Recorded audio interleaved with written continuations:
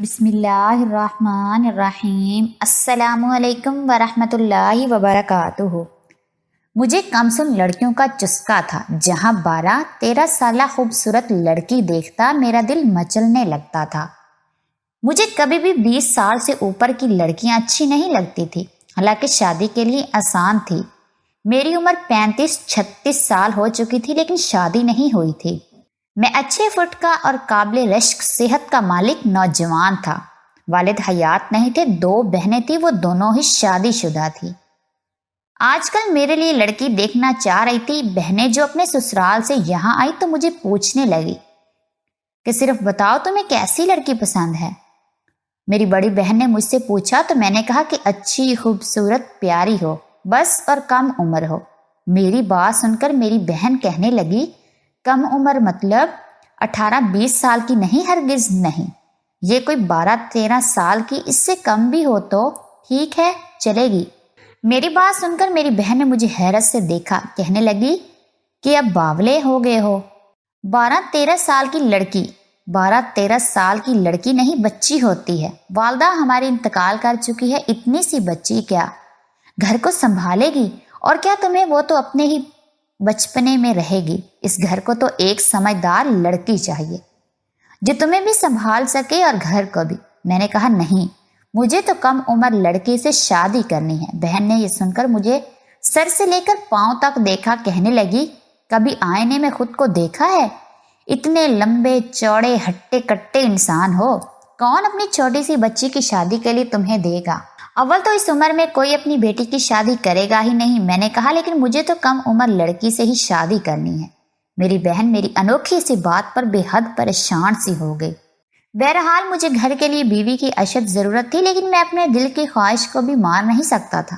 مجھے کبھی بھی 16 سال سے اوپر کی لڑکی اچھی نہیں لگی تھی، چاہے وہ جتنی بھی خوبصورت کیوں نہ ہوتی۔ مجھے ہمیشہ کم عمر لڑکیوں میں کشش محسوس ہوتی تھی۔ 10-11 سال کی انچ ہوئی معصوم سی کلیوں جیسی لڑکیوں کا حسن میرے دل کو بڑا بھاتا تھا، لیکن جو میری عمر تھی، میری بہن کی بات بھی سچ تھی کہ کوئی بھی اپنی اتنی کم عمر بچی میرے نکاح میں نہیں دے سکتا۔ اگلے جمعے جب میری بہن مجھ سے ملنے آئی تو چند تصویریں اپنے ساتھ لائی، کہنے لگی ان تصویروں میں سے کسی کو بھی پسند کر لو، میں اس کے لیے تمہارا رشتہ لے جاؤں گی۔ میں نے ایک نظر سب تصویروں کو دیکھ ڈالا۔ سب لڑکیاں 20 سے 27 سال کی تھی، ان میں سے کچھ خوبصورت بھی تھی، لیکن میرے دل کو ایک بھی اچھی نہیں لگی۔ میں نے کہا نہیں فاطمہ، مجھے ان میں سے کوئی بھی پسند نہیں۔ میں تو 16 سال سے اوپر کی کسی لڑکی سے شادی نہیں کرنا چاہتا۔ ہمارے چینل میری بہن کسی کے تم پاگل ہو گئے، کہنے لگی کہ چھوٹی لڑکی شادی کے قابل نہیں ہوتی۔ کتنے مسائل ہو جاتے ہیں بعد میں، تمہیں اس چیز کا بھی احساس نہیں۔ اپنی عمر دیکھو، خود کو دیکھو اور اپنی فرمائشیں دیکھو۔ شاید وہ مجھے شرمندہ کرنا چاہ رہی تھی۔ میں نے کہا شادی ایک بار ہوتی ہے، میں کیوں اپنی خواہشات کو پس پشت ڈالوں؟ بہرحال میری وہ بہن مجھے بہت برا بھلا کہنے لگی ہم کسی چھوٹی سی بچی کے ساتھ زیادتی نہیں کر سکتے، اول تو ایسا رشتہ ملنا ہی ناممکن ہے۔ میں نے کہا کہ ٹھیک ہے، پھر میرے لیے لڑکی ڈھونڈنا چھوڑ دو، میں خود ہی ڈھونڈ لوں گا۔ جتنی میرے اندر کمسن لڑکیوں کی خواہش پڑ چکی تھی، میں کسی اور سے شادی کر ہی نہیں سکتا تھا۔ مجھے ہمیشہ انہی کا حسن بھاتا تھا۔ ایک بار میرے ایک آفس کے کولنگ نے کہا کہ وہ چند دن پہلے ہی عراق سے آیا ہے۔ مجھ سے رازدانہ لہجے میں کہنے لگا کہ حسن ہے یار تیرا، سالہ لڑکی بھی دیکھنے میں افت لگتی ہے۔ میں نے کہا اس بات کا کیا مطلب؟ کہنے لگا اس بار ایک لڑکی سے میں نے کانٹریکٹ میرج کی تھی، اس کی عمر بہت کم تھی، یہی کوئی 17-18 سال قسم سے۔ یار میرا تو واپس آنے کو جی نہیں چاہ رہا تھا، لیکن بہرحال واپس آنا میری مجبوری تھی۔ میں نے اسے دیکھا، میں نے کہا تم تو پہلے سے شادی شدہ ہو۔ میری بات سن کر مسکرانے لگا، پھر رازداری میں کہنے لگا آج کل میری بیوی حاملہ ہے نا، ڈاکٹر نے کہا ہے کہ دوران حمل شوہر کو قریب نہ آنے دینا ورنہ بڑی بے چینی ہو سکتی ہے۔ اب یار اتنا صبر تو مجھ میں ہے ہی نہیں، اس لیے سوچا کہ عراق جا کر کانٹریکٹ میرج کر لوں۔ شادی اور اپنی خواہشات کی تکمیل پوری ہو جاتی ہے اور گناہ بھی نہیں ہوتا۔ میں نے کہا اس بات کا کیا مطلب؟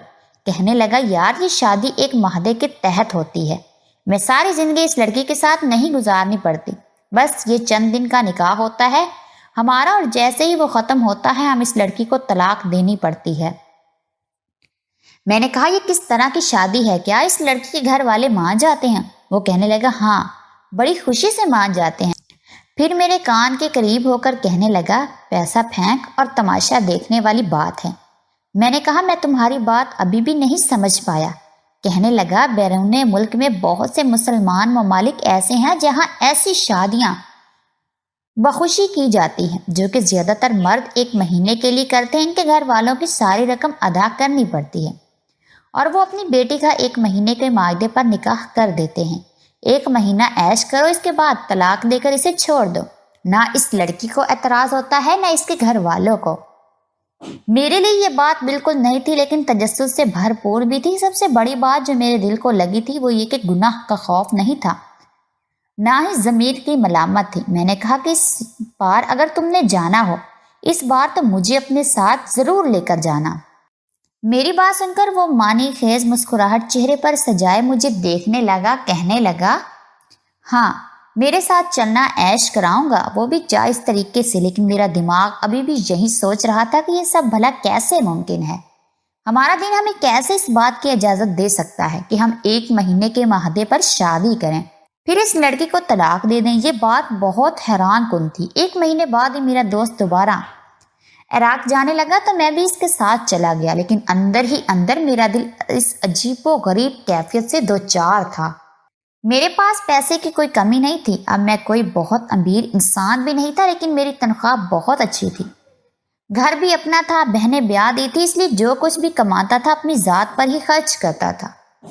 بینک بیلنس بھی تھا، بہت زیادہ نہیں تو بہت کم بھی نہیں تھا۔ عراق میں آ کر میرے دوست نے 1 کمرے کا ہوٹل کروایا، پھر مجھے اپنے ساتھ ایک پسماندہ سے علاقے میں لے گیا۔ ایک گھر کے سامنے جا کر کھڑا ہوا، دروازے پر جا کر دستک دی تو ایک ادھیڑ عمر شخص نے دروازہ کھولا۔ وہ میرے دوست کو اچھے طریقے سے جانتا پہچانتا تھا، اس لیے اسے بڑے پرتپاک طریقے سے ملا۔ میرے دوست نے میرا بھی تعارف کروایا، اس نے مجھ سے بھی ہاتھ ملایا اور گھر کے اندر لے گیا۔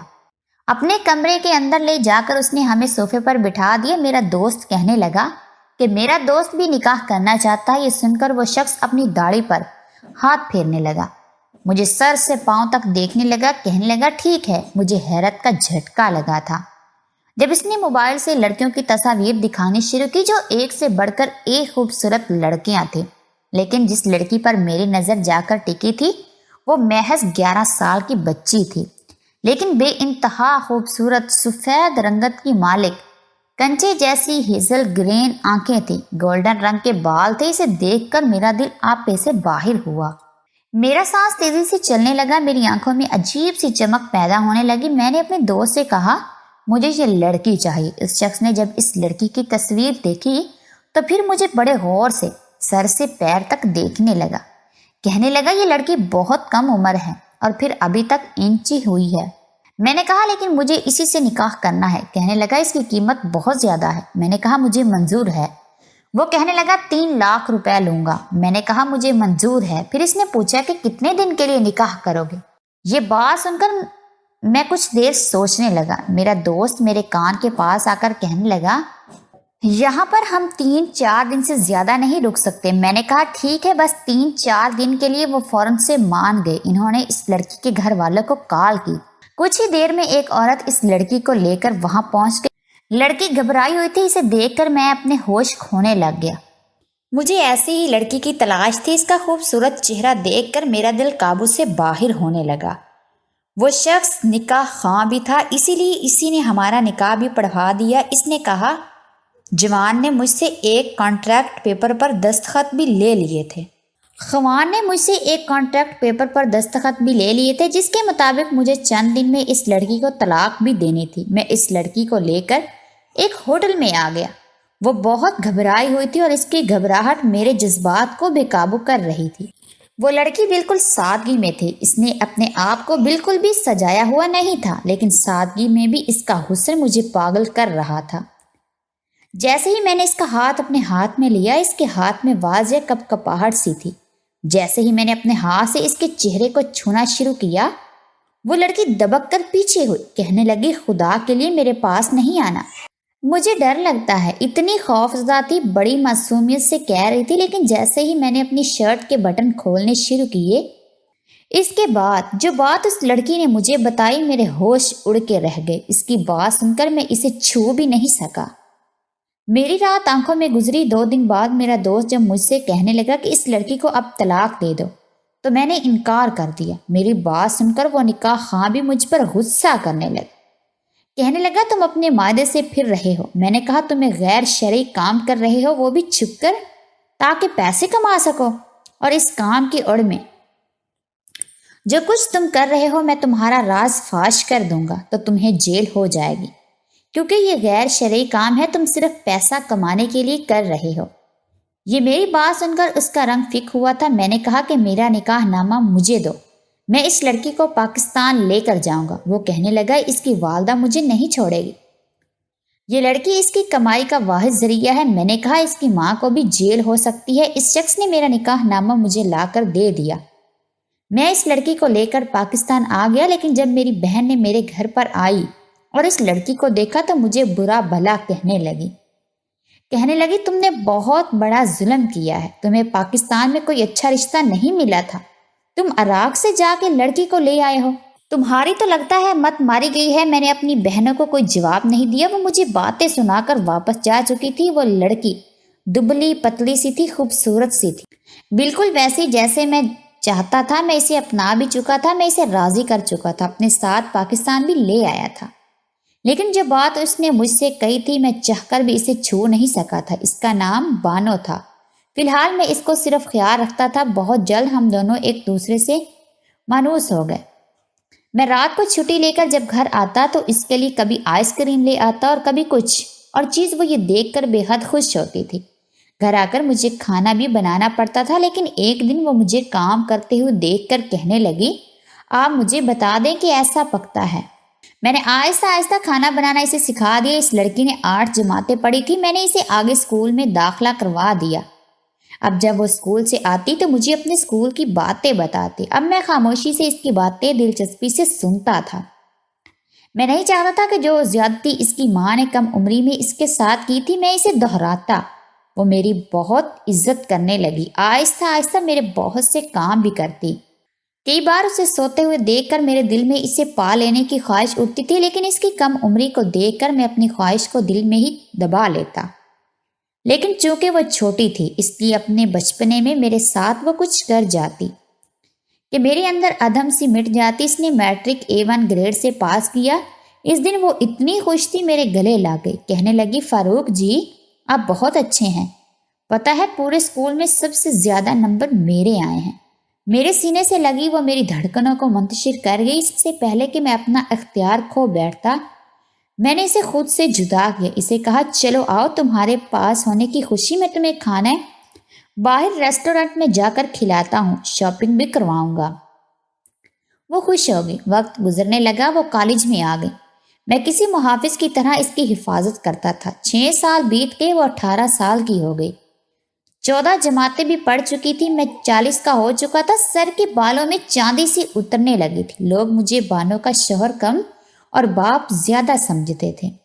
اکثر میں اسے کالج چھوڑنے یا لینے جاتا تو اس کی سہیلیاں مجھے انکل انکل کہتی تھی، اور جب میں اس طرح کی باتیں سنتا تو مجھے اپنے اندر ایک عجیب سا احساس ہونے لگتا۔ بانو اور بھی زیادہ حسین ہو چکی تھی، اب تو وہ میرے سارے ہی کام کرنے لگی تھی، لیکن آج کل اس کی حرکتیں مجھے بڑی عجیب سی لگنے لگی تھی۔ اکثر کچن میں کام کرتے ہوئے گنگناتی رہتی، اس کے چہرے پر مسکراہٹ پھیلی رہتی، اپنی آنکھوں میں کاجل بھی بہت گہرا لگانے لگی تھی۔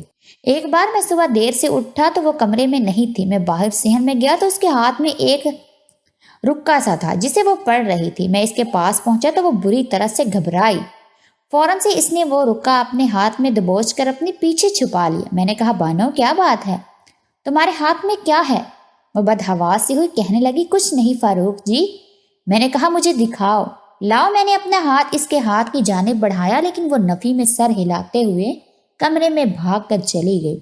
ایسا پہلی بار ہوا تھا کہ بانو نے مجھ سے کچھ چھپایا تھا۔ میرا دل پہلی بار بے چین ہوا تھا۔ کیا چھپا رہی تھی وہ مجھ سے، لیکن میں چاہ کر بھی اس سے پوچھ نہیں سکا۔ ایک بار میں آفس سے جلدی گھر لوٹ آیا، کچھ عمر کا تقاضا تھا، میں اب تھکنے لگا تھا۔ میں گھر آیا تو بانو اس وقت چھت پر تھی، شاید دھلے ہوئے کپڑے اوپر پھیلانے گئے تھے۔ मैं भी ऊपर छत पर आ गया, लेकिन जो मंजर मैंने देखा मेरा दिल धड़कना भूल गया। वो बराबर वाली छत पर खड़ी एक लड़की से हंस हंस कर बातें कर रही थी, और वो लड़की बानो से कह रही थी कि इसका भाई काफी हैंडसम है और बानो को पसंद भी करता है। हम तुम्हारे अब्बा से कब तुम्हारा रिश्ता मांगने हैं। बानो हंसने लगी, कहने लगी ऐसा मुमकिन नहीं है, वो फारूक मेरे शौहर हैं। ये सुनकर वो लड़की कहने लगी वो बुढ़ा तुम्हारा शौहर कैसे हो सकता है? अरे तुम्हारे बाप की उम्र का है वो मैं तो इसे तुम्हारा बाप समझ रही थी। बानो, ये तो तुम्हारे साथ बहुत बड़ी ज्यादती हो गई, जुल्म हुआ है।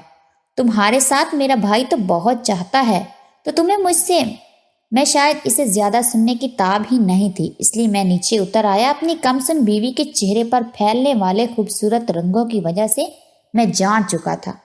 मुझे आज अपने किए गए फैसले पर पछतावा सा हुआ था। मेरी बहन ने शायद सच कहती थी, मुझे अपनी जोड़ की लड़की से शादी करनी चाहिए थी। मैं मरे मरे कदमों से अपने कमरे में आ गया, आईने के सामने खड़ा हो गया, खुद को भगोर देखा तो मुझे अपना आप बानो का शौहर कम और इसका बाप ज्यादा लग रहा था। मैं अभी अपनी सोचों में ही गुम था जब बानो कमरे में आई, मुझे देखकर ठठक कर रुक गई। शायद मुझे वक्त से पहले कमरे में देखकर डर गई। अपने सीने पर खौफ से हाथ रखा, लेकिन मुझे गौर से देखकर मुतमिन सी हुई। कहने लगी आप हैं फारूक जी? मैं तो डर गई थी कि पता नहीं कौन कमरे में आ गया। आज आप जल्दी आ गए। मैंने कहा हाँ, थक गया हूँ। मेरे टूटे हुए लहजे पर वो मेरे पास आ गई। कहने लगी तो क्यों करता है इतना काम, चंद दिन की छुट्टी ले लेना। मैंने कहा यही सोच रहा हूँ, छुट्टी ले लो। वो मेरे पास आ गई, कहने लगी हाँ तो ले ले, अच्छा है आप घर होंगे तो हम जी भर के बातें किया करेंगे। मैं इसके दो अगलेपन को देखकर हैरान था। मेरे सामने कितनी लगावट दिखा रही थी और मेरी पीठ पीछे मैंने इसे अपने पास बिठा लिया। इसका हाथ थामकर उसे अपने करीब किया तो उसके चेहरे की रंगत बदलने लगी। फौरन से वह मुझसे पीछे हट गई, फिर बेड से खड़ी हो गई। कहने लगी मैं आपके लिए चाय लेकर आती हूँ। इसका मुझसे कतराना इस बात का सबूत था कि मैं इसके लिए कुछ भी नहीं हूँ। मैं फारूक अहमद, जिसने इसकी खातिर अपने हर जज्बे को अपने अंदर सुला दिया था कि नहीं, मेरी बीवी कम सुन है, मुझे इस पर रहम वाला मामला करना चाहिए, क्योंकि कम उम्री में इसकी सुतेली माँ ने इसके साथ बहुत जुल्म किया था। जब मेरा बानो से निकाह हुआ था तो वो इस वक्त बमुश्किल 12 साल की थी। मुझसे इसने यही कहा था कि वो कंवारी है, लेकिन ऐसा नहीं था। इससे पहले भी इसकी माँ 2 जगह इसका निकाह कर चुकी थी, जिन्होंने इसके साथ पूरा पूरा हक वसूल किया था और बड़ी बेरहमी से किया था। वो मुझे देखकर इतनी खौफजदा थी कि इसकी रंगत सफेद पड़ चुकी थी, पूरी की पूरी कांप रही थी। मेरे सामने हाथ जोड़कर कहने लगी कि प्लीज मुझे हाथ मत लगाना, मेरे पास मत आना, मैं सह नहीं सकती। इसके बाद इसने अपने बाजू से आस्तीन ऊपर की तो दांतों के निशान थे जिन पर जख्म बना हुआ था। ये देखकर मेरा दिल यकबारगी से धड़का। कहने लगी दर्द होता है। इसके बहते आंसुओं के सामने मैं बेबस सा हुआ। मैंने इसे छुआ तक नहीं था। इसके बाद से मैंने मुहाफिज बनकर इसकी हिफाजत की थी। लड़ झगड़ कर इसे अपने साथ पाकिस्तान लेकर आया था ताकि इसकी सुतेली माँ इसे मजीद अजियत ना दे सके। और आज वो मुझे बानो की बातों ने बहुत तकलीफ दी थी, लेकिन अगर मैं इससे पूछता तो वो मुकर जाती। इसलिए मैंने एक सिम खरीदी, बानो से मैसेज पर बात करने लगा, एक अनजान शख्स बनकर। पहले पहल तो वो मेरे मैसेज का जवाब नहीं देती थी। मैंने कहा आज मैंने आपको देखा था, आपने नीले रंग का लिबास पहन रखा था, आप पर नीला रंग बहुत अच्छा लगता है। इस पर फौरन से इसका रिप्लाई, कहने लगी आप कौन हैं, आपको कैसे पता? मैंने कहा मैं आपके घर के आस पास ही रहता हूँ, आपको हर वक्त देखता रहता हूँ, आपसे मोहब्बत करने लगा हूँ। वो कहने लगी मैं शादीशुदा हूँ। मैंने कहा यह भी मुझे मालूम है, लेकिन मैं आपको आपके शौहर से ज्यादा चाहता हूँ। वो बुढ़ा आपके साथ जरा नहीं जचता। आप जैसी हसीन लड़की के लिए तो मुझ जैसा नौजवान होना चाहिए था। पहले पहल तो बानो मुझे उखड़े उखड़े जवाब देती रही, लेकिन मेरी बेजा तारीख पर अब वो चुप हो जाती। मैंने एक दिन इसे मैसेज पर कहा कि मुझे पिंक कलर बहुत पसंद है, ऐसा करना आज आप पिंक कलर पहन लेना। रात को जब मैं ऑफिस से घर आया तो बानो ने पिंक कलर पहन रखा था। ये देखकर मुझे मजीद गुस्सा आया। इसने इस अनजाने काल पर वो कलर पहना था। मैंने इस रात ठीक से खाना भी नहीं खाया। वो मुझसे कहने लगी मैं आज कैसी लग रही हूँ? میں نے اندیکھی نظروں سے اسے دیکھا لیکن کوئی جواب نہیں دیا۔ اپنے کمرے میں جا کر سگریٹ پینے لگا۔ واٹس ایپ میسج کا سلسلہ بہت آگے بڑھ چکا تھا۔ اب وہ میری محبت کا دم بھرنے لگی تھی۔ میں نے دیکھا بانو کھوئی کھوئی سی رہنے لگی تھی اور میں جانتا تھا کہ ایسا کیوں ہے۔ ایک بار میں نے بانو کو میسج پر پوچھا کہ کیا وہ میرے لیے اپنے شوہر کو چھوڑ سکتی ہے۔ وہ کہنے لگی ہاں، وہ سب کچھ چھوڑنے کو تیار ہے۔ یہ پڑھ کر میرا خون کھول اٹھا۔ میں سوچ چکا تھا کہ اب میں اسے ملاقات کے لیے بلاؤں گا اور جب وہ مجھ سے ملنے آئے گی تب میں اسے آزاد کر دوں گا، کیونکہ اگر وہ کسی شخص سے بات کر سکتی ہے تو پھر میرے ساتھ وہ کبھی بھی وفا نہیں کر سکتی۔ میں نے میسج پر اسے کہا کہ وہ مجھ سے ملنے آ جائے۔ وہ میری یہ بات بھی مان گئی۔ اگلے روز جب میں آفس جانے لگا تو بانو مجھے کچھ روئی روئی سی لگ رہی تھی۔ وہ مجھے ٹائپ پہنانے لگی لیکن میں نے آج اس کا ہاتھ پیچھے جھٹک دیا۔ میں نے کہا میرے کام کرنے کی تمہیں ضرورت نہیں ہے، میں خود کر لوں گا۔ وہ میرے اکھڑے رویے پر حیران تھی۔ میں پتھر کا نہ تھا جو یہ سب جان کر اس سے اپنا رویہ درست کرتا۔ میں نے کچھ نہیں کیا تھا اس کے لیے، لیکن اس سے میں بڈھا لگتا تھا۔ وہ کسی انجان شخص کی خاطر مجھے چھوڑنے کو تیار تھی جسے اس نے دیکھا تک نہیں تھا۔ آج اس کے روبرو بیٹھ کر میں یہ سارا راز فاش کرنا چاہتا تھا، اس لیے آفس آ چکا تھا، لیکن وقت مقررہ پر آفس سے چھٹی لے کر اس ریسٹورنٹ میں جانے لگا، لیکن ٹریفک جام ہونے کی وجہ سے مجھے کچھ دیر ہو گئی۔ میں بھی 20 منٹ کے بعد اس ریسٹورنٹ میں پہنچا، لیکن جب میں اس ریسٹورنٹ میں پہنچا تو جس ٹیبل پر میں نے بانو کو بیٹھنے کے لیے کہا تھا اور جس رنگ کے لباس میں نے اسے آنے کو کہا تھا، وہاں ہمارے گھر کے پڑوس میں رہنے والی بانو کی سہیلی بیٹھی تھی۔ بار بار اپنے ہاتھ میں بندھی گھڑی پر وقت دیکھ رہی تھی۔ مجھے یہ دیکھ کر حیرت ہوئی۔ وہ کبھی ریسٹورنٹ کے دروازے کی جانب دیکھ رہی تھی، کبھی پورے ریسٹورنٹ میں نظریں دوڑا رہی تھی جیسے کسی کی منتظر ہو۔ مجھے لگا شاید بانو نے جان بوجھ کر اسے اپنی جگہ بھیجا ہے، لیکن اگر ایسا کچھ بھی ہو تو کیوں؟ اگر وہ اس لڑکے سے محبت کرتی تھی تو اسے خود آنا چاہیے تھا، دوست کو کیوں بھیجا؟ اسی وقت اس نے اپنے موبائل پر میسج کیا اور میرے موبائل پر میسج کا نوٹیفیکیشن آنے لگا۔ میں نے موبائل کھولا تو بانو کے نمبر سے میسج آیا کہ وہ ریسٹورنٹ میں بھی تمہارا انتظار کر رہی ہے۔ یہ پڑھ کر تو میرے ہوش اڑ گئے۔ بانو کا فون اس لڑکی کے پاس کیا کر رہا تھا؟ میں نے بانو کے نمبر پر کال کی تو فون بانو نے نہیں اٹھایا۔ میں نے فون بند کر دیا۔ مجھے سمجھ نہیں آ رہی تھی کہ یہ سب قصہ کیا ہے، کیونکہ اس لڑکی کا فون نہیں بجا تھا۔ میرا سر بری طرح سے چکرا رہا تھا۔ میں اس ریسٹورنٹ سے باہر نکل آیا، واپس گھر آ گئے۔ جب گھر پہنچا تو بانو اپنے کمرے میں بیٹھی رو رہی تھی۔ مجھے دیکھ کر میرے سینے سے لگ گئی، کہنے لگی فاروق پلیز مجھے چھوڑ کر دوسری شادی مت کرنا۔ میرا کیا قصور ہے؟ بانو کی بات سن کر میں سجدہ سا رہ گیا۔ میں نے کہا میں کیوں دوسری شادی کروں گا؟ وہ کہنے لگی میں جانتی ہوں آپ کسی لڑکی سے واٹس ایپ پر باتیں کرتے ہیں، اسے کہتے ہیں اس پر پنک کلر کا اچھا لگتا ہے۔ مجھ پر اچھا نہیں لگتا فاروق، میں نے آپ کے لیے پہنا بھی تھا تو آپ نے مجھے دیکھا بھی نہیں۔ کیوں کسی اور سے محبت ہو گئی ہے آپ کو فاروق؟ میں نے کب آپ کی خدمت میں کمی کی؟ وہ روئے جا رہی تھی اور میرا دماغ کام نہیں کر رہا تھا۔ میں نے کہا تمہیں کیسے پتا؟ میں کسی لڑکی کو میسج کرتا ہوں، اس نے میرا موبائل پکڑ کر میرے میسج مجھے دکھائے جو میں نے اسی کے نمبر پر کیے تھے۔ میں نے کہا یہ نمبر تم نے نہیں دیکھا، کس کا ہے؟ کہنے لگی مجھے نہیں پتا، فاروق ہوگا کسی لڑکی کا۔ میں نے اس نمبر پر کال کی تو بیل بانو کے موبائل پر بجی۔ یہ سن کر وہ حیران ہوئی۔ میں نے کہا میں بس تمہیں دیکھنا چاہ رہا تھا کہ تم مجھے چھوڑ کر کسی اور سے محبت تو نہیں کر لو گی۔ یہ سن کر وہ رونے لگی، کہنے لگی میں آپ کے علاوہ کسی کے بارے میں سوچ بھی نہیں سکتی۔ آپ میرے لیے کیا ہیں میں آپ کو بتا نہیں سکتی۔ اگر آپ نہ ہوتے تو میں یہاں عزت کی زندگی نہیں جی رہی ہوتی۔ ابھی بھی نکاح کے نام پر میری ماں میری سودے بازی کر رہی ہوتی۔ میں ایسا کیوں کروں گی؟